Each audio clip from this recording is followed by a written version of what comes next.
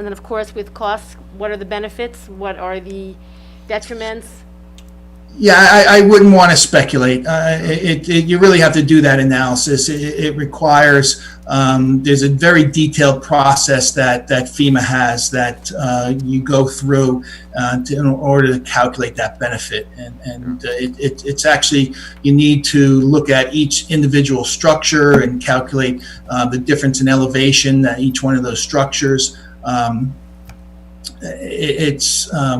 I think you would have to, we'd have to look at the cost of the fodder building, of purchasing that, demoing it, and then are there enough benefits with that? The benefits, I would not expect it to be beneficial in the beginning, because it would just be that by itself, because you're just looking at the 10-year storm event that occurs. You're not looking at the more higher 100-year flood elevation. So, I would question if that BCR is going to be above 1, basically, that the benefits outweigh the cost. That analysis would have to be done. And, if you were to just, with the bridge, that would certainly be something to look at when the bridge needs to be rehabilitated. And if you're looking at the cost benefit of just the increasing cost for widening it versus just in 20, 30 years when they have to replace it, that replacement cost is there. So that's going to happen regardless. So if you look at the cost of just increasing and improving it, you may see a more positive benefit with that by just doing a little bit more, making it one continuous span versus having that pillar that requires different type of infrastructure with the bridges itself. But that difference in cost between a replacement that is required versus enhancing it, that difference in cost may not be substantial, and you may see more positive benefits with that. Oh, so as far as doing anything to the Millburn Avenue Bridge, you're not even talking about that as a I wouldn't think it's That's like a long. Yeah, I don't think it's something that the municipality wants to approach the county and say that you want to upgrade the bridge now. And when you're looking at a BCR ratio, that would be difficult to. That would be a very substantial amount of money to modify that bridge at this point in time. Okay, thank you. Oh, and one more last question. Did any of your analysis look at, and I know I've asked about this, I know it's difficult to get approval from the EPA to dredge Taylor Pond and make that as deep as it once was. I think it's about 20 or 30 feet of sediment in there, which is also a problem. But is that something we're not allowed to do? Are you familiar with that? Well, I'm familiar, but I can say that dredging the pond without lowering the elevation, you're not going to see any real flood benefit from that, because the volume that you're dredging is just it's ineffective volume. Basically, the water's there. You're not displacing that. Where the flood water is flowing over the normal pool elevation. So, from a flood mitigation perspective, dredging the pond, I wouldn't see any benefits unless you want to lower the normal water elevation. Okay, thanks. I just want to ask a couple questions. I want to continue on what Committeewoman Eglo was saying. If any of this is going to be actionable, by our committee, we would need a cost benefit analysis. And I don't know if this is something that we could request Alex to to see how expensive that would be. But I mean, the work. You did an extensive amount of work, but if any of this is going to be actionable, we as a committee member, we need numbers. We need to know, what our choices are. Even if it's long term. And I mean, your work is very interesting, and I think it could really benefit the township. But it's almost like give us some numbers so we might be able to build this into future budgets if it's something that we decided we wanted to pursue. So honestly I'm a little, your work is great, but I'm a little disappointed that we don't have like kind of the meat on the bone here. So. well. Yeah, no, I can fully appreciate that, for a decision to make if you're going to purchase the Futter building, is there a cost benefit associated with that? And what we were tasked to do is the modeling portion, didn't ask to see what that benefit is. This, based on what we're observing, is that, your benefit is really for a 10-year storm event. If off the cuff, I would think it's going to be marginal if we're going to, really demonstrate that that's going to be is it worth doing that additional exercise? I think it's going to, there's 50-50 chance that this is going to be actually a beneficial project. If we did this analysis and we were seeing much substantial benefits, then I would feel more confident in saying, yes, I think you should do the cost benefit analysis, that because I think you're going to get a positive BCR. Based on the findings, I can't feel confident that it's definitely going to be a positive. We would have to do the analysis and see, based on the, I would have to represent it as minimal benefit. The minimal benefit is for a 100-year storm. It's not for larger storm events. And the fact that it's for a lower storm event, you don't have the buildings are not being inundated as much. And the fact the buildings aren't being inundated, you're not. That's where your cost of your benefit comes from. So again, I would think that you're not going to see a substantial benefit if the impact is just removing the Futter building for a 10-year storm. So in layman's terms, what your findings are that there'd be a minimal benefit, if we did all these things, unless there was a 100-year storm blown in. I'm saying that my expectation is that it would be, if there is a positive, you're not. I don't believe that, I don't feel very confident that, this is definitely going to be a positive BCR which justifies the building. I can just say that, the benefits that we're seeing is really for a smaller storm event, which indicates to me that the benefits are not going to be significant. I can see that if we were seeing benefits at a larger storm event means that the flood elevation is much higher, meaning that more buildings are being inundated, and once a building is being inundated, if we can eliminate that inundation of a building, that's where your benefits are. So, just this analysis basically is showing us that the benefits are not going to be substantial because you're looking at benefits from a lower storm event. Can I just, John, while you're on that 10-year, what does it look like, a 10-year flood event? What can, was that just the park flooding? Was that just Millburn Avenue? What did that, to the layman, what did that physically look like? You probably have, I don't have the exact elevations, but you're inundating the channel is starting to overflow. But no damage? Excuse me? No damage to buildings or homes? I'm sure that there's minimal flooding at that point. Mm-hmm. I don't suspect there's a substantial flooding, but you would start to see some minimal flooding at that point. So if I may, part of the process here was to take an initial look at some options, potential options, and not necessarily dive into a full-scale analysis if there wasn't a significant amount of benefit to any one of those options.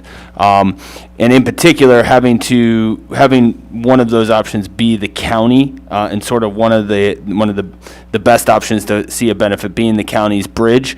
I think it offers some significant hurdles when you're talking about this. So so there's kind of two parts to this. So this was sort of part number one, but the other part of it was, as everyone knows, there's a flood area map of the downtown from FEMA, which sort of shows where these floodwaters would go in the event of a storm. And so, sort of seeing whether you have the ability to lower those floodwaters, but also, I think, and we've just briefly spoke about this with John and Martha, is that, understanding how, for instance, the FEMA flood map shows that floodwaters will touch the corner of Town Hall. Now, anybody that's been around long enough in Millburn knows that during Irene and during Floyd, those waters never got close to Town Hall. And so the idea here too is that, do we also take a look at how the FEMA flood map, which I believe is still from the 70s, John? Is that correct? Yeah, correct. Whether there are things that have changed in that may impact the way that the downtown is mapped when it comes to FEMA. And so that's sort of the, I'd mentioned there would be an additional sort of request at the end of this too, because in this regard, I think, as John was saying, there's not necessarily a significant BCR benefit to what's being presented here, but there may be sort of in this step 2 a benefit in identifying whether the FEMA flood maps are still accurate and whether there's anything different about the way in the river and the flow and different things that would adjust that map in any way. And so in order to do that, we need a bit of topographical surveying done in the downtown, and was just looking that, for the committee to see if there was any, interest or consensus to move forward with that part of this, to see if there's any potential adjustment or what would be a request for adjustment. I don't want to say that it would be an automatic adjustment to the FEMA map, but based on sort of another, and I think you're calling that a 2D analysis, John? Yeah. Go ahead. Yeah, certainly we can. I just recently did an assignment for the town of Dover. They asked us to do a map amendment of their downtown because their specific concern was impacts associated with the floodway. We were able to model that the floodway was not as extensive as FEMA modeled it, and we actually opened up several properties out of the floodway that they were targeting for redevelopment. So, certainly there is benefits of looking at the dated FEMA map and looking at that for the residents that are paying that flood insurance that don't necessarily need it, and so that certainly is a benefit associated with that. Right. Or when they make modifications to their buildings, they have to go above a flood level that they may not have ever seen a flood at their building, right? Right. So I think, so that's sort of the, that would be the idea behind doing a little bit of additional survey work that John would then be able to piggyback into a separate 2D analysis of the floodway and the FEMA flood map. So if the committee is okay with going down that road, and there's consensus, we'll go that route in terms of just a little bit more topographical survey work, which would be under 10,000, and then I would come to the committee with a proposal from Mott for that additional work. So you're saying that to do the extra survey, it would cost up to $10,000? Correct. I didn't hear what the question was. Whether there was consensus to go forward with. What somebody spoke after you did. Oh, sorry. Go ahead, Rich. Yeah, no, I was just asking, clarifying what it would cost, to do the next survey, and Alex said that it would be under $10,000. Under 10, right, Yeah. that's what he said. Yeah. So I, for one, think it's a good idea. I think it's probably due for such a thing. I would also like to consult Martha Callahan, our engineer, what her thoughts are about the validity. Yeah, of this. I would totally agree with that. I think Okay. the 2D analysis I've spoken with John, and this is more up to date than the previous model that he was using. And this will actually more accurately reflect what the floodwaters in our downtown really do, because they don't necessarily stay and follow the channel and just flow out to the sides and into the floodplain area. They take different routes, and that's what this additional topography information that we would need about $9,000 or $10,000 to gather that topo information.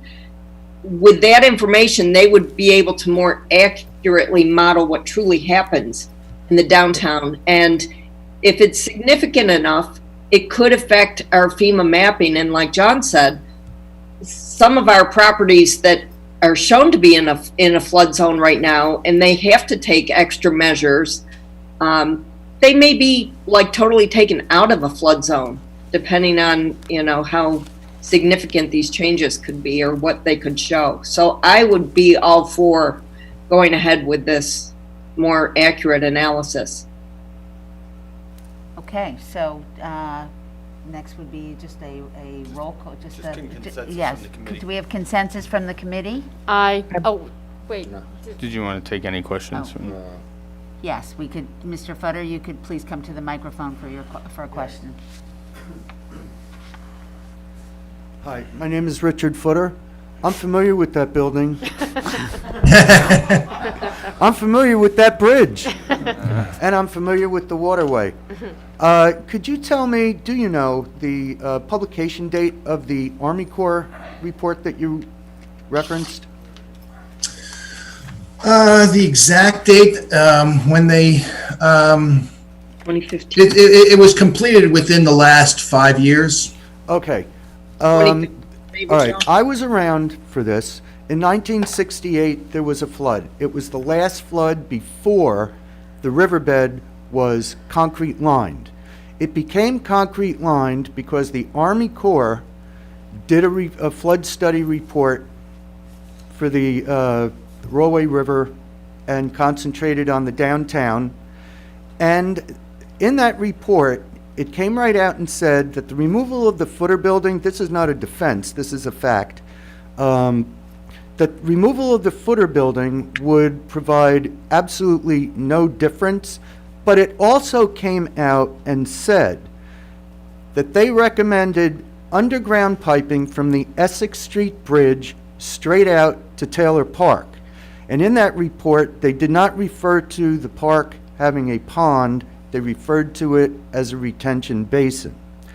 I never brought this up, I never pushed for it, because in order to do that, it would take the basement and corner of the building, which is now the bagel shop.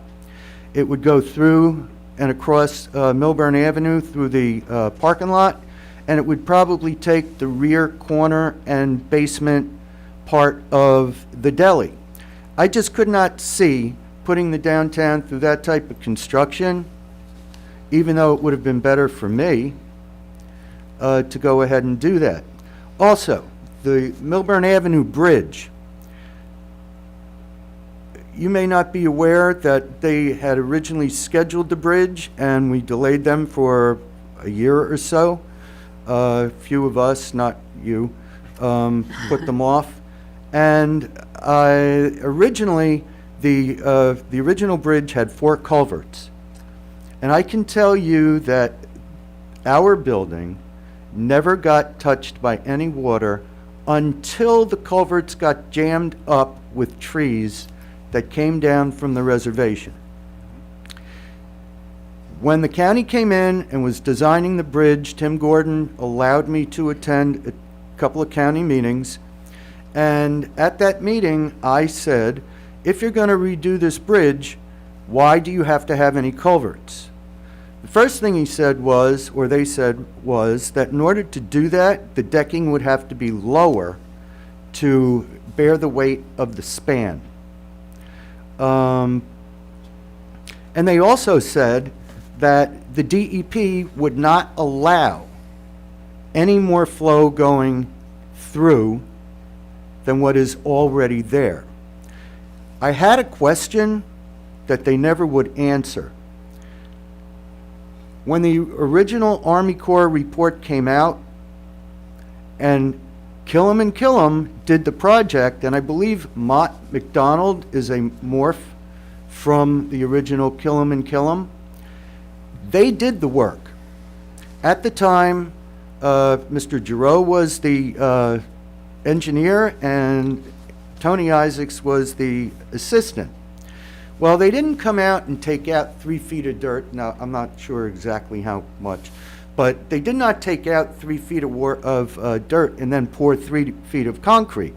My father stood at approximately 6'1". When he used to go underneath the building, why he kept doing that, I don't know, but he could reach up. And after they poured the concrete, No, not anymore. So whoever did the work actually reduced the amount of CFM that was going under the building and through the bridge. Next, you could take away the building and you could redo the bridge, but you're still going to have the same problem. That river is not the original river bed. That water, when it comes down in that direction, water does not like to do S-turns. It hits the corner of Rudder's building, which is the sushi place, fills up that culvert, and then backs up in whirlpools. But the culvert that's right up against our building, even during Irene, even during Floyd, was empty, partially empty. The Army Corps of Engineer report that I'm referring to gave an example of how to mitigate the flooding. But I've talked to hydraulic engineers, and every one of them said, and I'd like to hear what you think, in order to control water, you do it at its source. What do you think about that? Okay, well, I guess, I can't speak to, an Army Corps report that was done in 68 and how applicable that is today. If it was done in 68, it didn't even account for the updated survey that was done in I believe, 74. So I don't know what modeling was done prior to 74. Killam Associates, I worked for Killam Associates. They were, affiliated with Mont McDonald. I've worked with Leo Coakley for many years, who actually did the 74 analysis, and so I'm familiar with that. But again, regarding what the Army Corps recommended in 68, does not necessarily reflect what is today, and meeting today's regulations, meeting today's flows, which is based on the watershed being developed significantly more from 68 to today. So I can only analyze and look at projections of what are the conditions today, and meeting current regulations, what improvements we can do. Well, I'm sorry to interrupt, but you're very. No, I was about to gracious for answer your giving me next some question time to do this. regarding, watershed management. Certainly, that is you are looking at, a watershed that makes up several municipalities. And it is something that is difficult to regulate as a regional, watershed, organization where, the stormwater is regulated on a regional basis. That would certainly be beneficial for people, but that's not in place today, and it's not something that we can speak of as being a way to mitigate it at this point in time. Would you by any chance have access to the Army Corps report from, say, I think it was published in 72? Yeah, I think I can track it down. It's gonna go through some archives, but I might be able to track it down. I would like another copy of that. The last copy I had, I copied and gave it to Dan Baer. He has seen it, and there were other people within these walls over the past decades that were aware of it, and actually were quite curious as to why I never tried to push for that. And the reason why, cost benefit. Just didn't make sense to do that. Why put my neighbors, out of business, and why put all of downtown with that construction? But getting back to this, I feel that original report was probably more on the money of how to have a cure for the flooding, but it would turn Taylor Park into a retention basin, as Diane Eglow was mentioning, to dredge it, to hold the water, because I know that the municipalities downstream are not going to appreciate, and I don't think the DEP is going to allow for additional flow. My question is, If they poured, and if you have access to the original elevations before it was concrete lined, and if you could see that that's different, wouldn't the answer be to the downstream communities to increase the CFM by dredging out that concrete and reducing the height of it? Okay, Mr. Footer, I just want to say that Alex and I sit on a joint union Essex County task force that is Right, looking at all of this and looking at upstream storage. So I think that to look at this as a microcosm without looking at the upstream I'm aware. storage Thank you. is not necessarily the whole picture. So I will Okay. respectfully, let's see what happens with our partners and our neighbors in Essex County as we address the Orange Reservoir, and hopefully we'll have some resolution that can be connected to all of this. Thank you. Thank you. I'd just like to say to Mr. Footer, since this whole report kept talking about his building, his building, his building. Yeah, I think- haven't heard my name so many times. So I think it was nice, and Mr. Footer said gracious to let him speak, so maybe if you do have additional questions, you could meet with Alex and John privately to allay your concerns. I Yes. think that would be Anytime. fair. I just want you to know, for decades, Yeah. I have a very close friend who used to be a stock boy in the store. For decades, every time they predicted a heavy rain, Yeah. we camped out overnight. We got to see where the first drop came over, and we got to see that nothing was touching the building, but we did get to see, and there was one flood, one of the big ones, that there was a tree, a couple of trees that blocked up the openings. We called the fire department. They came, they turned, they looked at me, and they said, "Rich, we can't help you. There's just too much static pressure. We'll get killed going down there." So I've seen it. I mean, it's not like I'm just trying to come up with the fences No, or whatever. You've lived it every day. Yes. Thank you. Thank you. I have just, Jeff Feld, I just have two brief questions, because I think we had to do the topological survey, because I think it ties into maybe inclusionary zoning and redevelopment, because that's what he said he did a report for in Dover. But when we talk about this survey, what's going to be the scope of the survey? You know, how far are we going down Main Street? Are we going down to Annie Says? Are we going up to the dump? Or are we just focusing like footers and floodplain. Millburn? I just want to make sure everyone understands where we are, that it's just geared for that part. It's not looking for whether other areas could be redeveloped, because that's what he said the purpose was for his redevelopment plan in Dover, to make sure certain parcels were redeveloped. And the question may be, if we were going to expand the scope, what would be the additional cost to do that? Because I think that might play into the litigation that we're in. And if we do that, just to go where the cost is and where the money's coming to pay for it. Well, I think the simple answer there, Mr. Feld, is that you're looking at the area which is currently impacted by the floodplain. Well, maybe for a layman, I mean, That's the floodplains Main usually Street, means- Main Street, you know, the area outside of, so there's floodplain and there's floodway. And John, you can speak to this a little bit, but our original scope was between Taylor Park and the train trestle at the Cow Path, the library. Correct. Right. And then, All right, So so I'm just not- trying to figure out the scope, Alright. you know, because, So not South Mountain section and not Main Washington section. all right, I just want everyone to understand when we talk about the scope. Right. Because when we did have floods, you know, when the hurricanes flooded out a lot of parts of Main Street, up to the Lackawanna, so everyone's trying to figure out where we were talking about the scope of this report. Now, the focus isn't localized flooding, it's flooding in the river itself. It's the river floodplain is what we would be focusing on. And when will we have the, Well, we have to- and when will we have it if we approve it?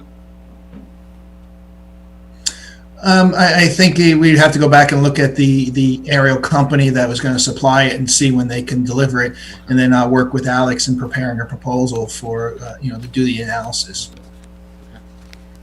Thank you. No further questions. Thank you for your time. Okay. All right, thank you very much. Good night. Good night. thanks, John. Thanks, Martha. Thank you, Martha.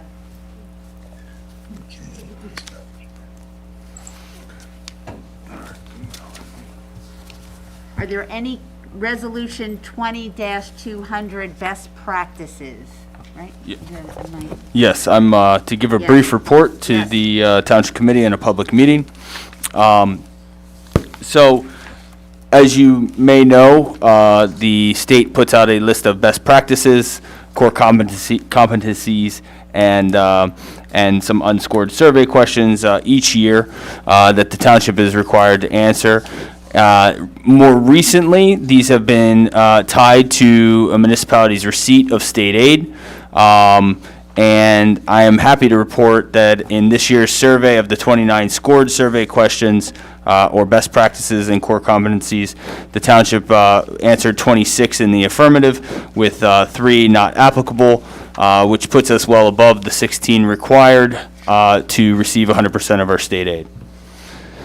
And again, yeah, you know, those questions, you know, range from making sure that there are 3 years worth of financials and budgets on the township's website, making sure that,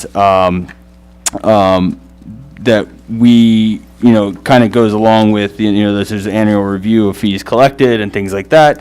But there are again 29 questions that are usually developed each year, and sometimes it changes, sometimes it stays the same from the state. If there's any questions from the committee, I'm happy to answer. Does the committee have any questions with respect to?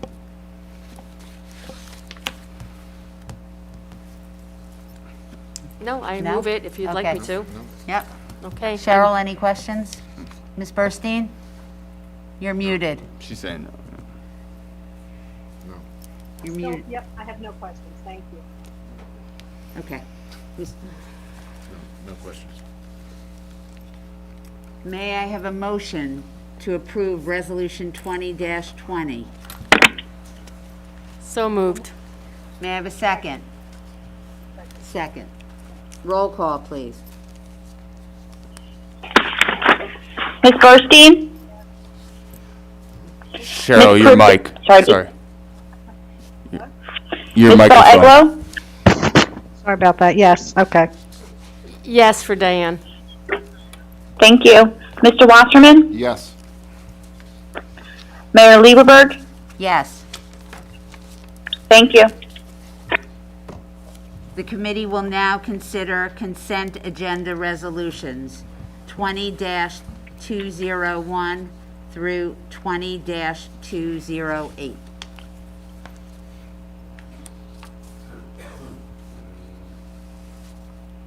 No, 207 is separate. Yeah, 201 to 206.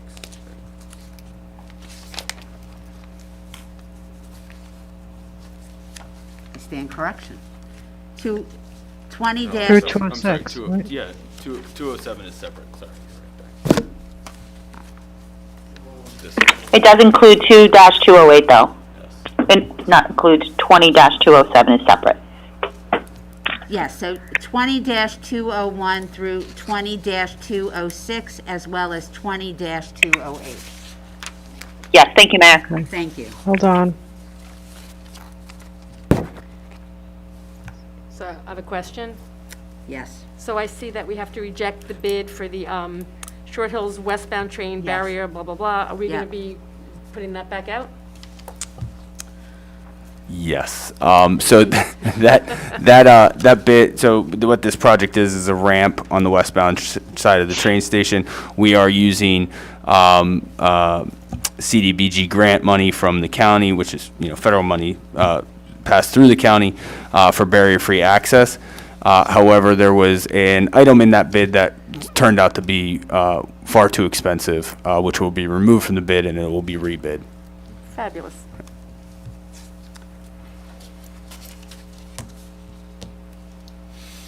May I have a motion to approve this? Oh, Yep. public comment.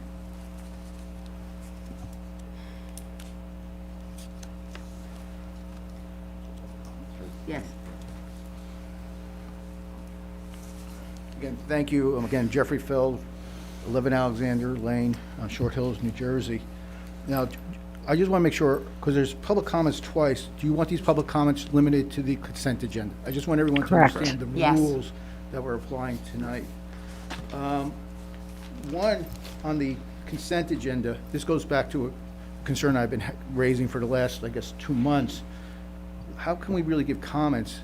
Because we really don't have prior access, except for like 3 hours to the documents. As to the bill list, we need to have, I've sent you a letter. I think we need to have more transparency as to the items. I don't need to go into it, it's set forth in my letter. As to 208, it's not even included in the draft packet, so I don't even know how we can give a comment on a resolution that the public can't even look at. But the key is, it goes really to 207, that we had to have at least 48 hours access to give comments, because the comments I'm giving you on the bill list is just a blank, it's a lump sum. I have no idea what's included in that. And this is a comment I've been giving for about 2 months, and I think that you need to look into that. But again, 208 is not even in the packet.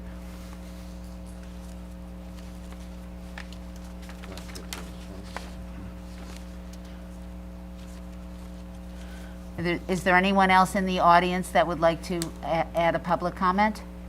Then we'll go to the, I believe they wanted to do their messaging that they want to talk at public comment on. Okay. Do you want me to bring them in to clarify? Or? No, I think we should just ask them to lower their hands until the public comment portion. If they don't wish to comment on the consent agenda items, they should lower their hands on Zoom. So this was 208, obviously. No, 208. Just so everyone knows, 208 is for authorizing the township committee to go into closed session. Okay. Oh, okay. Would you like me to bring? Yeah, I guess, and just, I would just say Yes. if they're not commenting on this, then. members of the public, Go. the public comment is now for the consent agenda items only. Dominique? Hello? Hi, can you hear me? Yes, this portion is just for consent agenda items only. If you have a comment. Hello? I don't think she has a comment. Dominique, the time for public comment is for the consent agenda items only. If you have general public comment, that will be later in the meeting. Okay, when in the meeting, so I know. After after old business and new business. Okay, I'll wait. Thank you.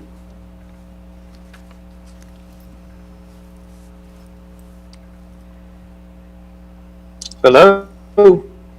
Can you hear me? Yes. This is David Cosgrove, 99 Oakview. I had a question on 208, and the question is, there's no description what it is about. What is it about? Who are we paying money to? And for what? 208. Review our public service. Just read the resolution. 20-208. 20-208 is to approve the closed session for personnel for professional service contracts for 2021. So I'm curious, what are the professional service contracts? It's closed session, Mr. Cosgrove. Yes? Can you hear me? Contracts were going out for. Are you able to hear me? Yes, it was the two that were an RFP request for the town planner and for our legal counsel. And that's all we're going to know about that? Yes, sir. That's the only question I have on that one. I do have a question on 207, which I'll ask later. Thank you. Thank you.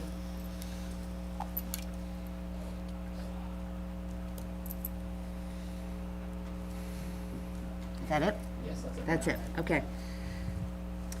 Resolution 20-207. You have to approve the. Okay, No. oh, sorry. The consent agenda.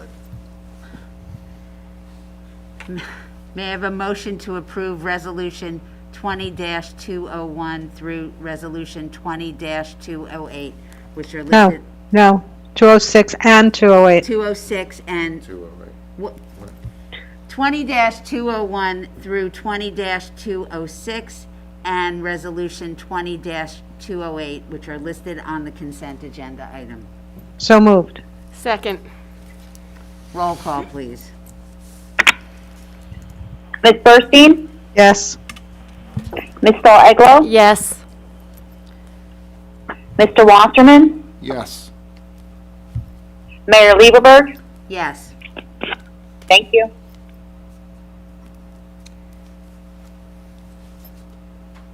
Next on the agenda is Resolution 20-207. And this is establishing standard procedures and requirements for public comments made during a remote public meeting, as well as public comments submitted in writing ahead of the remote public meeting in accordance with New Jersey AC 5:39-1.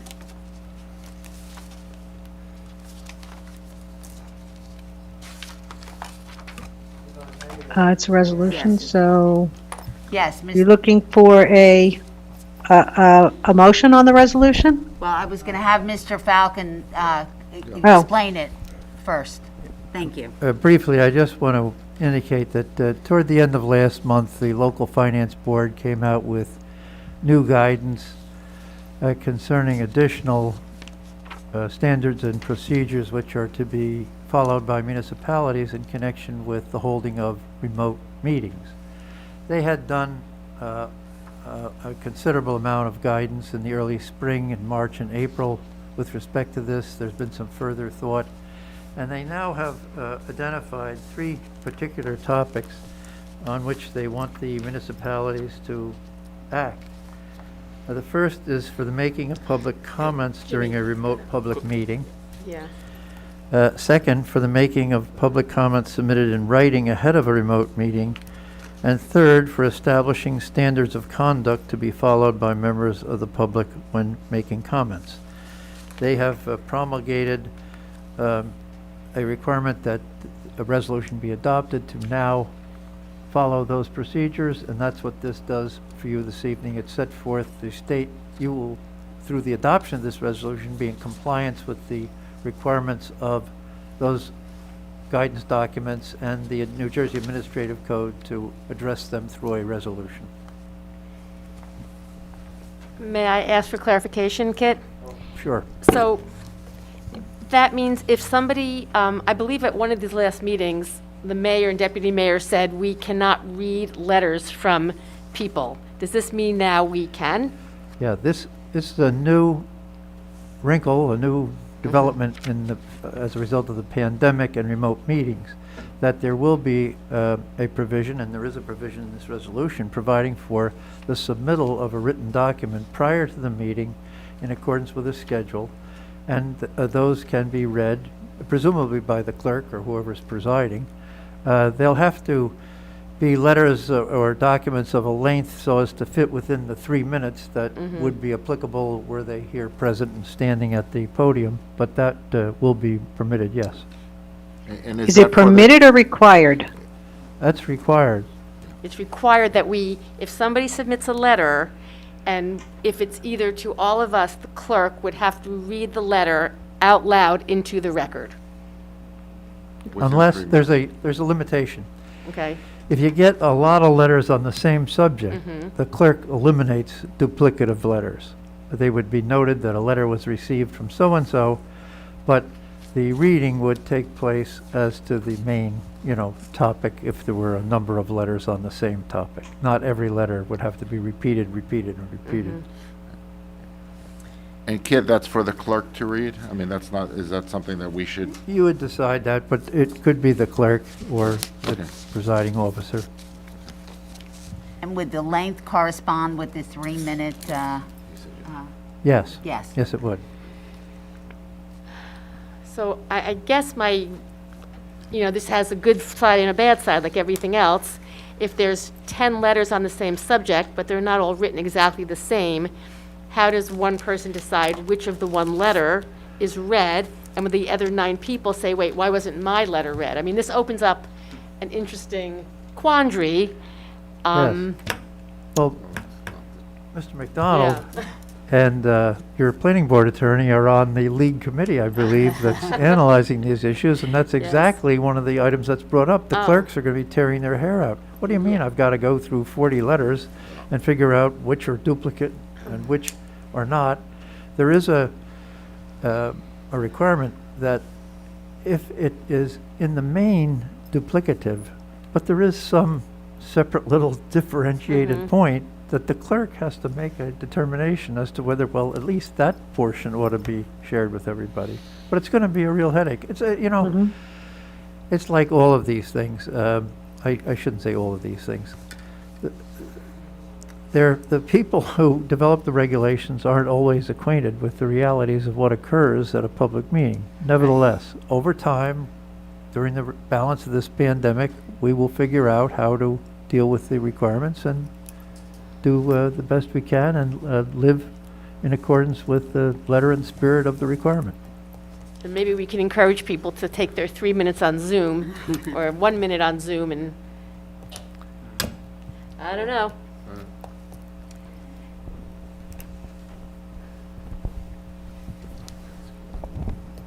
Are there any other comments from the committee with respect to Resolution 20-207? So just another question. So I guess the reading of the comments would occur at the end of the public session, because it is possible that somebody who submitted a letter will then get up and, you know, make their statement. Right, good point. Oh, you mean a double dipping Right. kind of situation? No, we're going to try to, I believe. I can't hear what's being said. The clerk is going to try to work that out in such a way that the written comments perhaps will go first, and then if the person shows up to make the same point, they will already have had their say. You don't get 6 minutes, you get 3 minutes on the point. Or like Cheryl said, you've chosen to speak instead of your letter. I don't know. You're going to have to someone have to sort that out, Alex. Yeah, unfortunately, Alex is in the middle of it. Yeah. Yeah.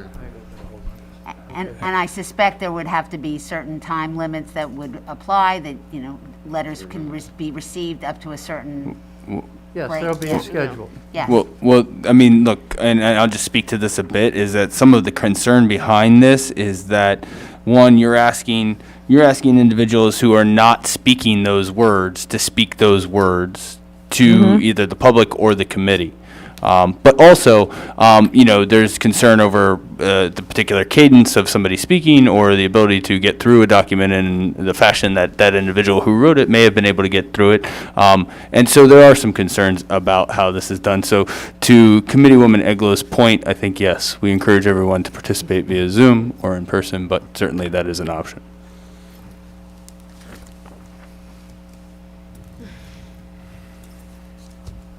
Well, are you going to allow any comments from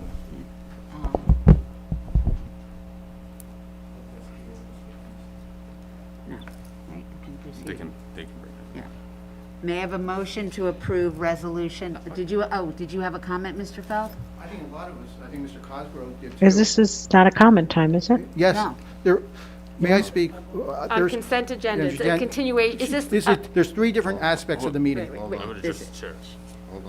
my question is this a continuation of public comment just on a consent agenda item? This is Just not that it happened to be? This is not a consent agenda. This is not consent It's not a agenda. consent agenda, okay. No, It's it a is not a resolution. consent agenda But the item. public has to Thank- be able to speak There will on- be an opportunity, Mr. Feld. before you later. vote on it. Where there's litigation about this, I think you should listen to me because of the, I gave you citations to the local finance board meeting in August when I spoke to the executive director, where she gave what the basis of the Jackie? local finance notice. I'm trying to give you the benefit of my knowledge and my experience. Mr. Feld? But if you don't want to take Mr. it, Feld, thank you. your risk. May I have a motion to approve Resolution 20-207? So moved. May I have a second? Second. May I have a roll call, please? Ms. Burstein? Yes. Ms. Eglow? Yes. Mr. Wasserman? Yes. Mayor Lieberberg? Yes. Thank you. So before we look at this next ordinance, I'd like to get a little bit of consensus and a little bit of understanding from my fellow committee members. An ordinance to discuss short-term rentals was first discussed back in 2009, when it became apparent that some residents were dealing with homes that were being rented out by absentee owners. Some residents who are currently engaged in short-term rentals cited the benefits of additional income, gratifying experiences of meeting new people, and the absence of any safety concerns. I'd like to just speak to Ms. Eglo and Ms. Burstein initially, and then Mr. Wasserman, what their thoughts are about this ordinance before we proceed. Okay, I guess I'll start. Did you mean 2019, Jackie? Yes. 2019, not 2009. No, I'm sorry, That's okay. 2019. Yeah, so I think how this came about is you and I were at our Atlantic City League of Municipalities, and we happened upon one of the 300 booths, and you saw that there was a company that shows what, how many Airbnbs or VBOs, whatever, are in towns. And you were like, oh, wow, how many are in Millburn? And the number came up like 20 or 32, I can't remember. And I think you've kind of had this on your radar, that this is something that should be stopped in Millburn. And you had one cited that you felt that they were dangerous, that you want to know who's in your neighbors' houses. And I believe I've had this discussion with you, I don't know, publicly or privately also, that, you know, I don't believe that this is like a threatening thing in town. And I don't believe that there was 2 houses, and the problems with those houses, what they were, compliance, Dave Cuomo, what is he? Code enforcement. There were code enforcement issues. There weren't an issue with somebody renting out their 1 bedroom, and I don't really know, talking about the cost-benefit ratio again, it's not supposed to be a profit motivation to make people get permits. And I just don't personally feel that there have been dangerous or horrific issues in town with Airbnbs, except those 2 houses which were shut down with code enforcement.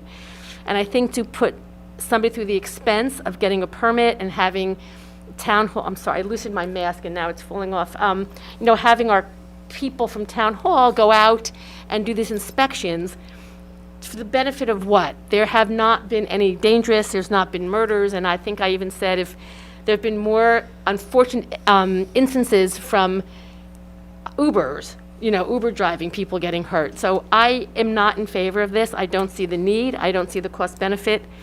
I don't see putting our town hall employees through this. So I've never been for this, and I've been very, very clear on that. So I think that speaks to my opinion. Ms. Burstein? So I understand what Diane's saying. I think the enforcement is a real problem, but we're not having enforcement. I don't think we should have Airbnbs at all in town. But that being said, I'd rather have some limitation on it, meaning if people aren't home, they shouldn't be renting out their house. And that's really what this is. I think at the end of the day, that's the gist of this. Mr. So I will support it. Yeah, and I'll echo what Ms. Burstein says. You know, we're living in a COVID, we don't know, we don't know our circumstance in the next few months. And I think some regulation is protective of the township, even though we're in a little bit of uncharted territory here. And I'm very concerned that our residents that are trying to make ends meet, I'm very concerned that people can do this within reason. But I think some regulation here is pertinent. I think it's smart, and I'd be in favor of doing this. And we can, I think we can review this. We can review this in a year, and let's make sure that we're doing it right. But I'm in favor of it.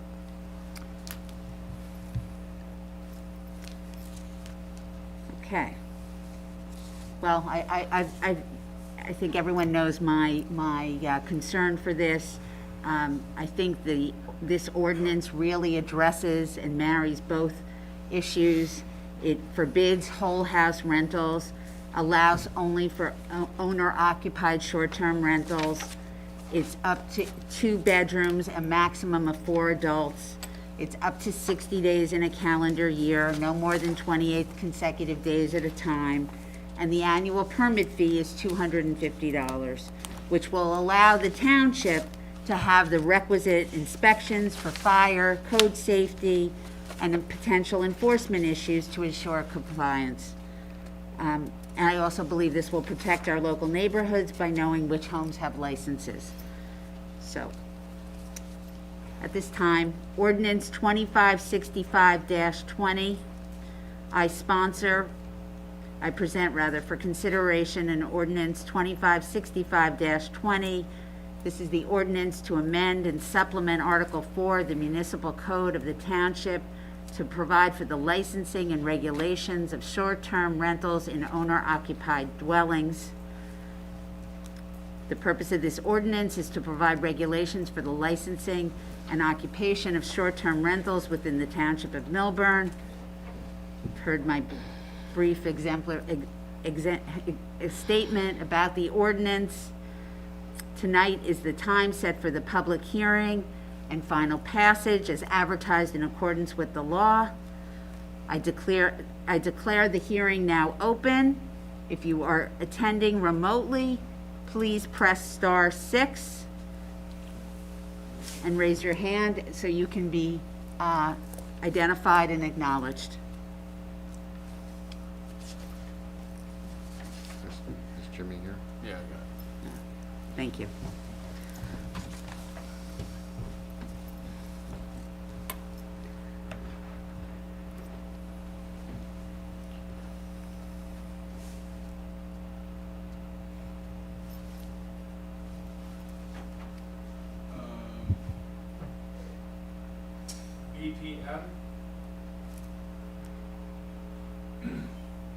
BPM, you are on.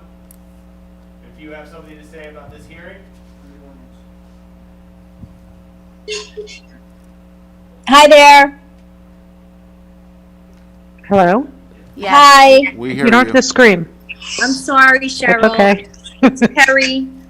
Perry, we're discussing the ordinance 2565, so this is public comment only with respect to that ordinance. The regular public comment will be a little bit later in the meeting. Okay, I just actually had a comment about the previous, when you had closed session, and you're talking about public comments and how they'll be heard and read, and, you know, if the letters are in advance. I just would like to elaborate. Perry, you'll have to discuss this later. The public comment section now is only with respect to 2565-20. Thank you, Matt. Thank you.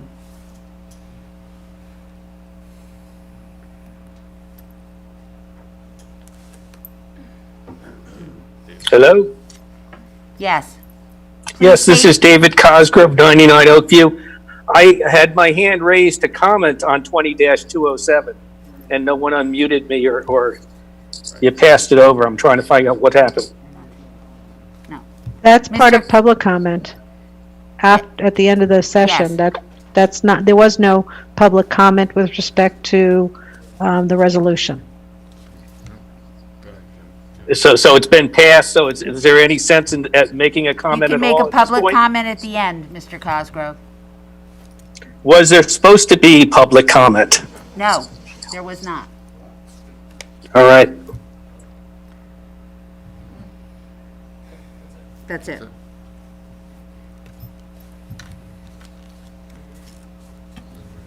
Anybody else? Nobody else, Jimmy? That's it? No, that's it. I move that this public hearing be closed and the ordinance be adopted on final reading, and the township clerk be directed to publish the ordinance by title as passed on final reading in accordance with law. May I have a second, please? Second. May I have a roll call, please? Ms. Burstein? Yes. Ms. Paul Eglo? No. Mr. Wasserman? Yes. Mayor Lieberberg? Yes. Ordinance passes. So the ordinance passes. Yep. Okay. Old business. Before you move off of that, I just wanted to remind everybody that zoning ordinance that's companion to Hold on, there's a zoning ordinance that's a companion to this. yes. The zoning ordinance will make this a permitted use under the zoning code now that this ordinance has been passed, and that you can also put on your agenda for November 10th. Great. Thank you very much, Mr. Falcon.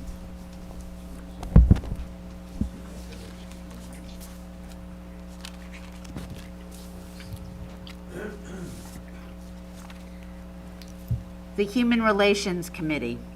As I mentioned at our last meeting on October 6th, I'm continuing to gather information on the structure and composition of a variety of human relations committees that exist in our local municipalities, as well as other kinds of organizations that address the issues of racial prejudice, discrimination, equity, and inclusion.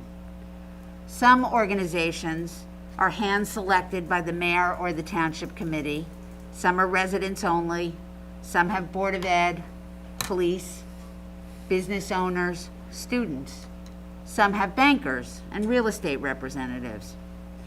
The missions of these ordinances from the local towns are similar in nature, addressing inclusion, culture of respect, make recommendations to the governing bodies regarding the development of policies, procedures, educational programs, and generally act in an advisory capacity funded by the town with a preliminary budget.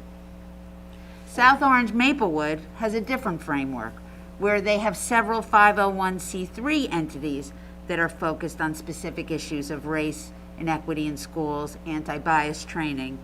Some of their focus is community engagement, marketing communications, residential integration, and demographic research. I have had and will continue to have calls with other mayors, the Millburn Short Hills Anti-Racism Task Force, the Chinese and Indian communities, as well as our clergy.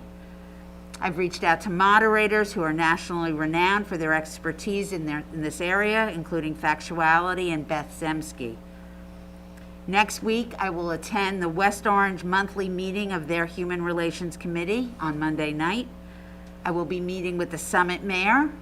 Today, I spoke with the Westfield Mayor that has recently established a committee within the last year. We will continue to discuss this, and hopefully at the next TC meeting, I will have more concrete information for further discussion regarding a mission statement and perhaps looking at ways to populate this committee. And I welcome your input. If anybody wants to join me on any of these calls or meetings, please let me know. Thank you. Does any other member of the committee have any old business to discuss?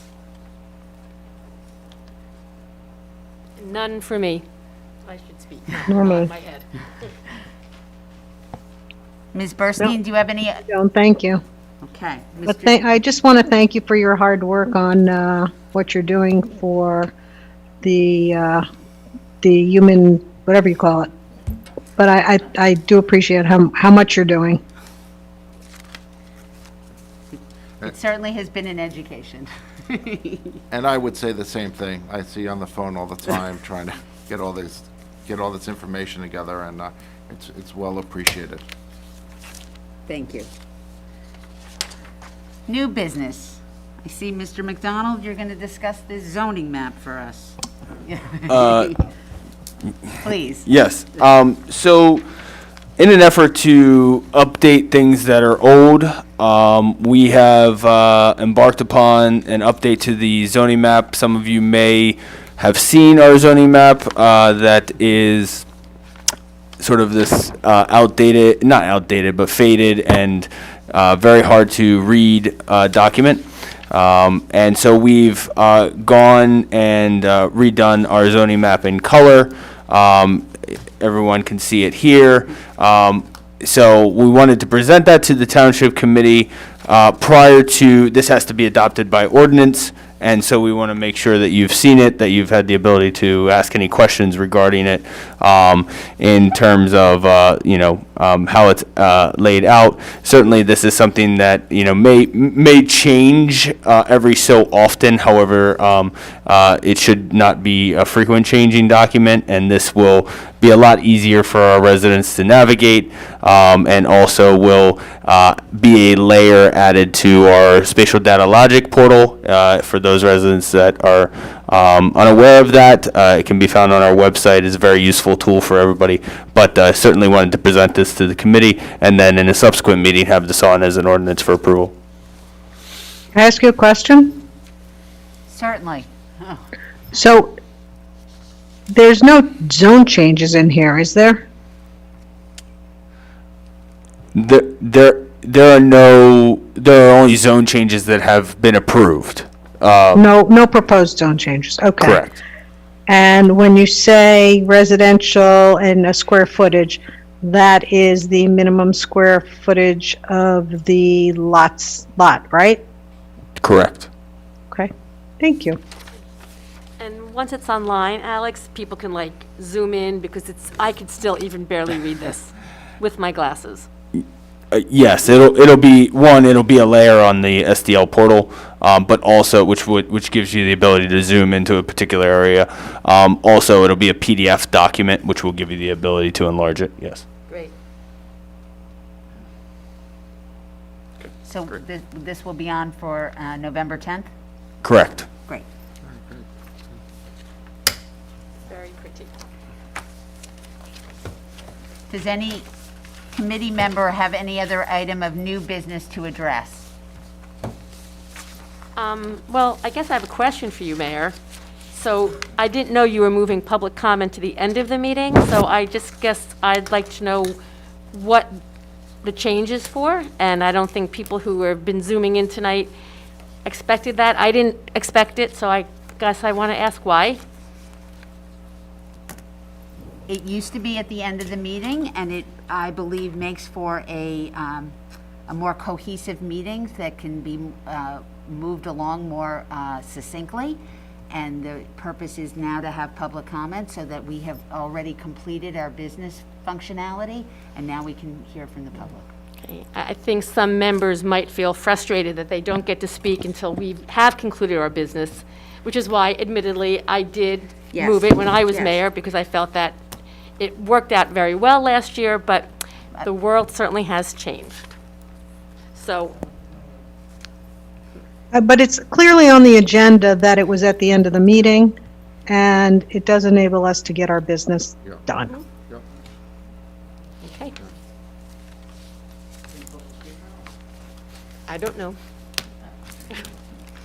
Public comment. When invited to speak, please come to the lectern. Clearly state your name and address and speak loudly so your comments may be understood and properly recorded. Whenever an audience or committee member reads from a prepared statement, please email a copy to the Township Clerk's office at townclerk@millburntwp.org. To facilitate an orderly meeting and permit all to be heard, speakers are asked to limit their comments to 1 3-minute session. You will be prompted when there are 30 seconds remaining. This is a business meeting, and please address professionals or staff directly, and please direct all comments to me. Each individual will be given 1 opportunity to make their public comment. Please be patient, and we will address each member of the public that wishes to speak. The public comment period is now open. Again, my name is Jeffrey Feld, 11 Alexander Lane. I would like to know if the committee received an opinion that the public was not allowed to speak on resolution, a non-consent agenda item today, which was Resolution 20-207, that you adopted something that affects our rights to speak before you take public action. You did not allow us to speak. As I was trying to explain, there are 3 times when the public, or maybe now 4 times when the public should be allowed to speak. Before you take official action, that's on the agenda, based on an ordinance, and then when people want to talk about things that are not listed on the agenda. Tonight, you deprived the public an opportunity to talk about an item before you took action. There's some questions I have about that resolution. In my letter that I gave to you before, I told you to look at the Middlesex County, what they've done for virtual action. They talk about 3 different things that are supposed to happen. And when you have an ordinance, when people ask questions, the public's supposed to get a response before you vote. I tell you to look at what you're doing. And I think the public needs to know, because the world has changed dramatically since the last meeting. This afternoon, a Newark councilman was federally indicted. No. On last Wednesday, a person pled guilty, implicated the former business administrator of Orange. Things are happening. When we talk about the time we were supposed to get comments, it was 10 p.m. on the Monday before your meeting. How are we supposed to give comments if you don't post your agenda till like 11:42 in the morning? Most people are at work. How are they going to give comments? And there's a question I think you need to get an opinion from your municipal council.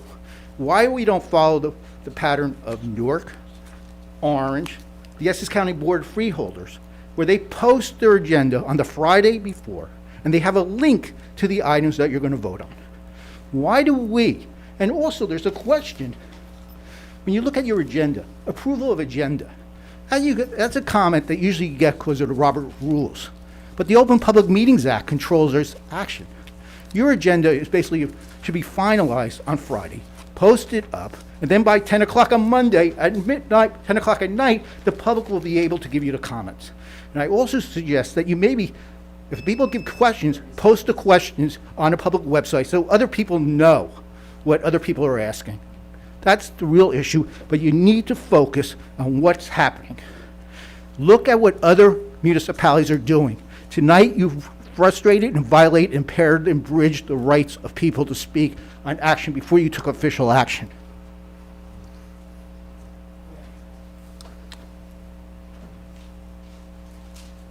Mayor, you have 2 people who wish to comment on Zoom. Whatever Yes, you want to take. please.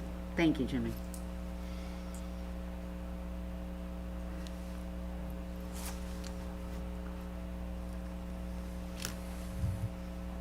Do they know they're on? Yeah, ask her. Ms. Urso, please unmute your phone so we can hear you.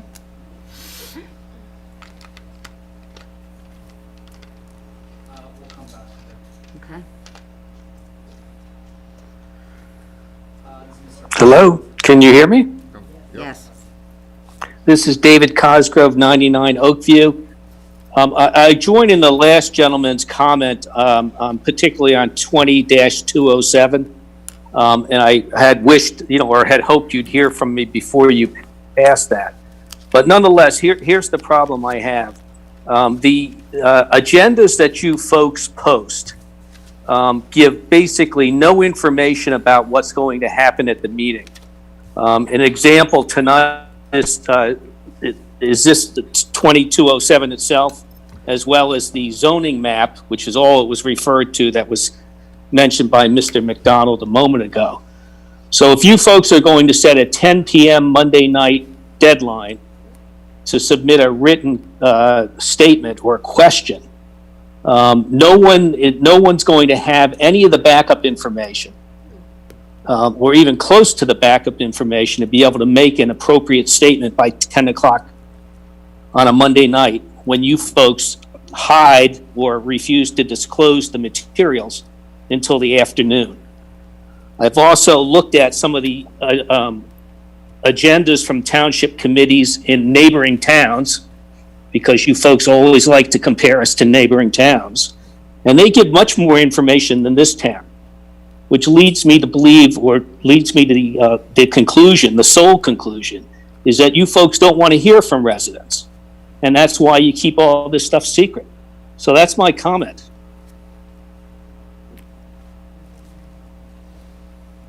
Thank you, Mr. Cosgrove. Next is Jean Pasternak.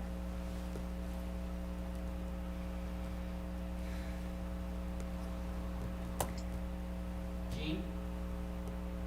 Ms. Pasternak, please unmute your phone. I think I have. Great. Can you hear me? Yes. Yep. Jean Pasternak, 342 Hobart Avenue. I too would like to echo the previous two commentators.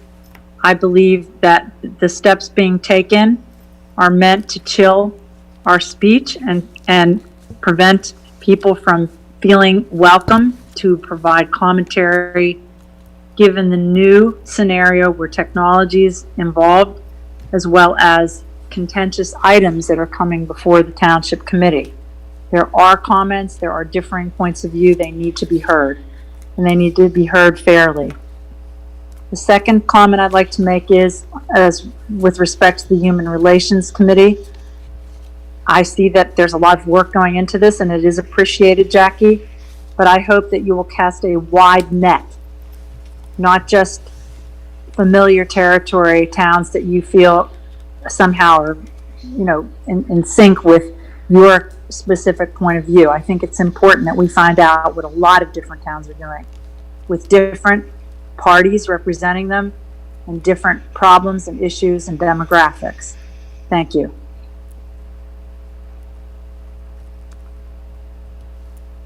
We'll go back to Ms. Urso. Hi there.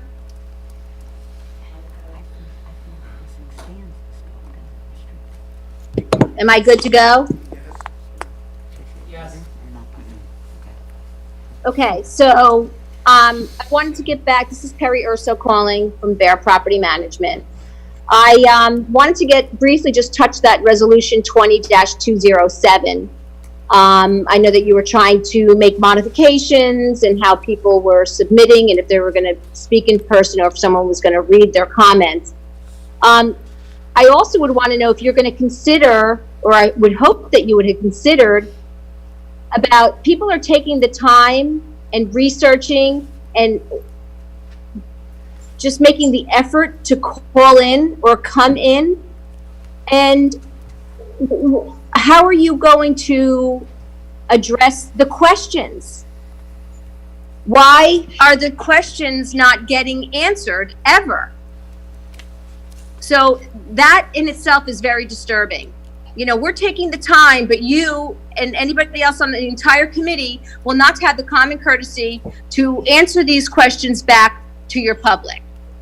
And I want to know, and that's what I wanted to comment on earlier when I was asked to dismiss myself. I'd like to move on. Number one, some of my open request responses are heavily redacted. Is someone trying to hide something? Is the fox guarding the hen house? Number two, I'm still waiting for a written response from the local finance board as to whether certain committee members who would be our next mayor had a disqualifying conflict of interest or an appearance of impropriety. Number three, since the last meeting, my attorney served deposition notices for committee members Prupus, our mayor, committee member Wasserman, and the business administrator, McDonald. If someone files a lawsuit with the 20-day estoppel period, is the effectiveness of the ordinance stayed? Last Thursday, what authority did the SID trustee board approve a walk-on oral motion to retain a marketing consultant? At the last committee meeting, did a committee approve and appropriate $1,000 to acquire a SID trustee insurance policy? Also, at the last TC meeting, we listened to a woman representing Cafe Monet, pouring her heart out. It was interesting that sadly, 4 of the 5 districts are not being represented. You would think by now that you would get it. After all that you've stressed, that you rushed the SID to help the business. Are you really? Pass an ordinance once again without a feasibility study, a buy-in from commercial property owners, and what about the entire community? If commercial property owners are not in favor of the SID, why have you imposed this Time's up. on Thank the you, Ms. entire Urso. community? Thank you. Thank you for Last your Friday, comments. Newark and Essex. Ms. Urso, thank you for your comments. There's no one else on. We have one more. Great.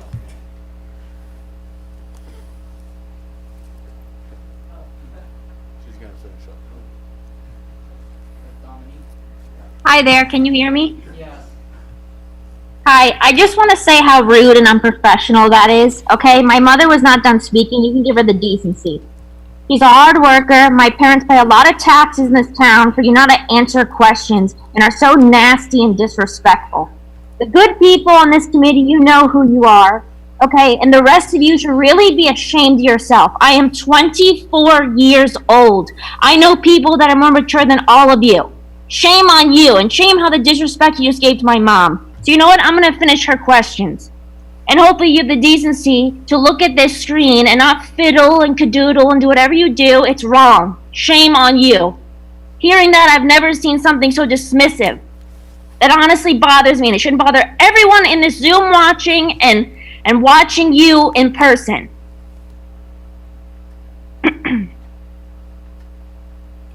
Her last point you rudely interrupted her was, last Friday, Orange, Newark, and the Essex County freeholders posted meetings agendas and links to the agenda items. Millburn posted its agenda at 11:52 on Monday morning without access to the agenda items. This is Millburn Short Hills. Why are we being blinded to modern transparency technology times? Do you seek to keep us in the dark? Answer. I don't want to thank you. I say this every time. I was in front of you last week. Shame on you. Answer. The people deserve it. It's disgusting what you do. And people are disgusted with you, and they should see it by now. You're sick. Sick individuals. It's disgusting. People, don't give me the Ms. Urso, I will not listen to that rhetoric. Good night.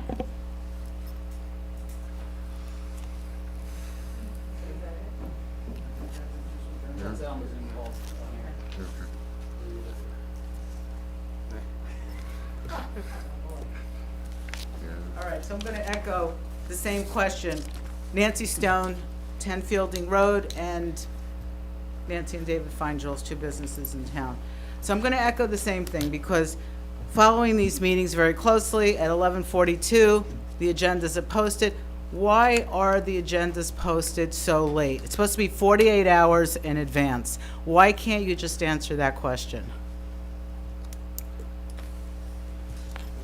You don't know? You can't answer?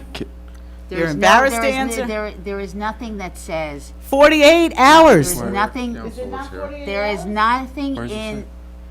There's no 48 I'll have hours? Mr. McDonald answer that. Well, I'll actually defer to Kip, but I Okay. think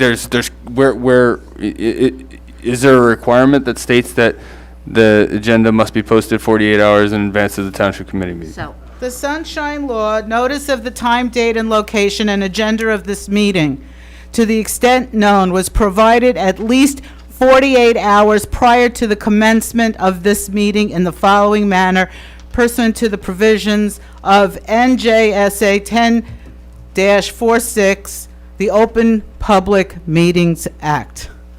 At least 48 hours in advance. So is that not, like, allowed?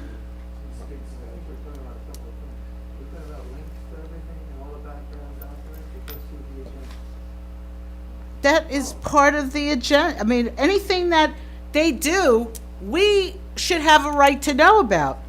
So is that not accurate then? Is this not part of the Public Meetings Act, an agenda? Yeah, you gotta speak. Okay. you have to speak into the microphone. Yes, but it's posted not without any time to review it or to analyze it or to write a letter, draft a letter. I mean, we're running businesses. We can't just drop everything because you guys decided to run. You get your packets on Friday. Why can't the public get the packet on Friday? That makes no sense. Anyway, it really doesn't matter what we have to say because you guys do whatever the heck you want. All I could tell everybody, vote, vote, vote. Can't wait to see you out. I cannot wait. And you can smack that thing all you want. Good night. And the end comments are disgusting too. It should be in the beginning, because you do whatever the hell you want anyway. Everyone has already spoken. Smack it again, Jackie, smack it again. I will now close the public comment meeting, period. The Township Committee is now entering into closed session as previously approved, Resolution 20-208. The Township Committee will be returning to open session after their closed session meeting and may be considering further action. Maybe. Maybe. We have to stay around.